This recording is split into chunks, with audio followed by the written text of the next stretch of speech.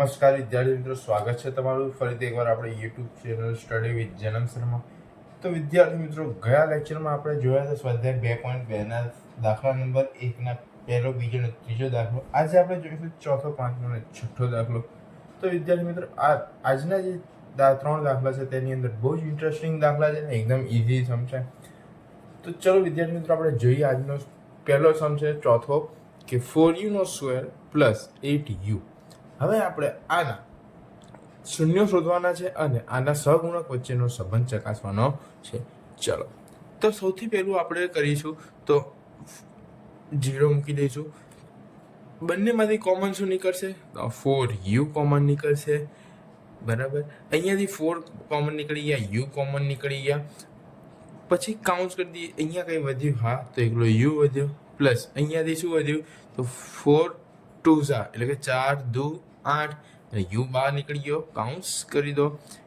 માટે 0 બરાબર એક થઈ ગયું 4u અને બીજું થઈ ગયું આપણું u પ્લસ 2 બરાબર 0.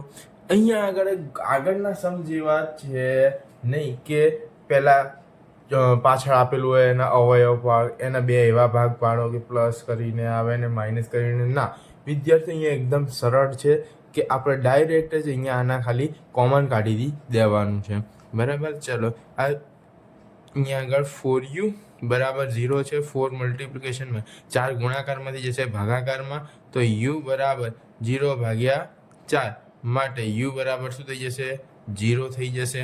અહીંયા આગળ જોઈ લઈએ કે u બરાબર +2 છે, બરાબરની સામે જાય તો -2. તો અહીંયા આપણા બે શૂન્યો આવી ગયા. હવે આપણે શૂન્યોનો સરવાળો કરીશું. શૂન્યોનો સરવાળો કઈ રીતે કરતા હતા? Alpha plus beta. તો આલ્ફા પ્લસ બીટા એટલે કે 0 પ્લસ -2 બરાબર 0 પ્લસ -2. તો આન્સર આવશે આપણો -2. અને શૂન્યનો ગુણાકાર બરાબર આલ્ફા ઇન્ટુ બીટા 0 ગુણ્યા -2 એટલે કે 0. કેમ? કોઈ પણ સંખ્યાને 0 વડે ગુણો કે 0 વડે ભાગો, જવાબ શું આવશે? 0 જ આવશે. ચલો, અહીંયા આપણો આ દાખલો પૂર્ણ થઈ ગયો. હવે આપણે જોઈશું દાખલા નંબર 5. તો વિદ્યાર્થી મિત્રો, અહીંયા આપણો દાખલા નંબર 5 છે કે t² -15. ચલો, તો અહીંયા એકદમ સરળ છે, એના જેમ જ જેવું આપણે ચોથો કર્યો. t² -15 બરાબર 0 મૂકી દઈએ પહેલાં તો.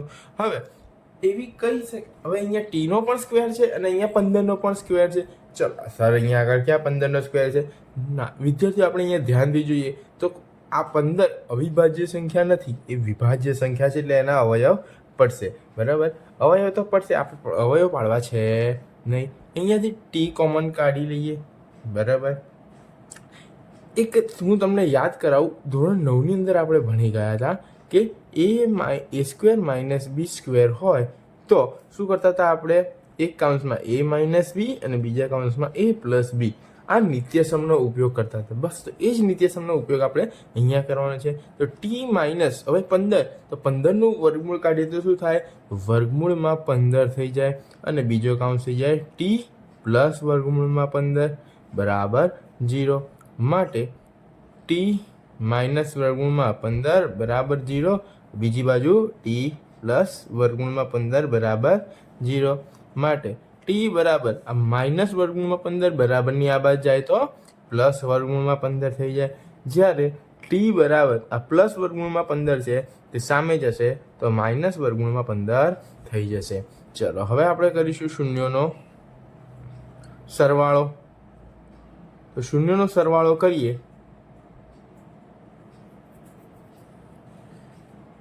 આલ્ફા પ્લસ બીટા બરાબર વર્ગમૂળમાં 15 વત્તા માઇનસ વર્ગમૂળમાં 15 બરાબર વર્ગમૂળમાં 15 પ્લસ માઇનસ વર્ગમૂળમાં 15.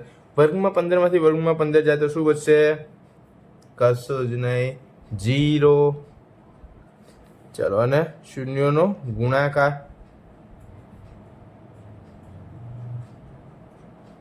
તો વર્ગમૂળમાં 15 ગુણ્યા માઇનસ વર્ગમૂળમાં 15. તો પ્લસ માઇનસ તો માઇનસ આવશે અને વર્ગમાં 15 ગુણ્યા વર્ગમાં 15 એટલે 15 પોતે -15. તો આ થયું આપણો દાખલા નંબર 5. વિદ્યાર્થીઓ હવે છેલ્લો દાખલો છે જે આપણે જોવાનો છે અત્યારે કે દાખલા નંબર 6. આપણો દાખલા નંબર 6 છે કે 3x² - x - 4. તો અહીંયા આગળ આ 4 અને આ જે x² એનો જે સહગુણક હોય એની સાથે ગુણાકાર કરવાનો. તો 3 છે તો 3 ચોક શું થાય 12. તો 12ના એવા બે ભાગ પાડો કે શું કરીને માઇનસ કરીને, અહીંયા કઈ નિશાની છે માઇનસ, તો માઇનસ કરીને જવાબ શું આવે 1 આવે. પણ કેવો 1 -1. તો જુઓ 3 ચોક 12 થાય, હા થાય. હવે માઇનસ એટલે કેવી નિશાની, સરખી કે અલગ અલગ? તો એ આપણે અહીંયા આગળ તો વચ્ચે કઈ નિશાની માઇનસ. માઇનસ એટલે યાદ કરી રાખવાનું કે નિશાની કેવી, સરખી કે અલગ અલગ? તો માઇનસ હોય તો નિશાનીઓ કેવી આવશે, અલગ અલગ આવશે. તો નિશાનીઓ અલગ અલગ એટલે અહીંયા ગઈ ને અહીંયા ગઈ. અહીંયા જે હોય એ અહીંયા મોટા આગળ અને વિરોધ સંખ્યા એના આગળ.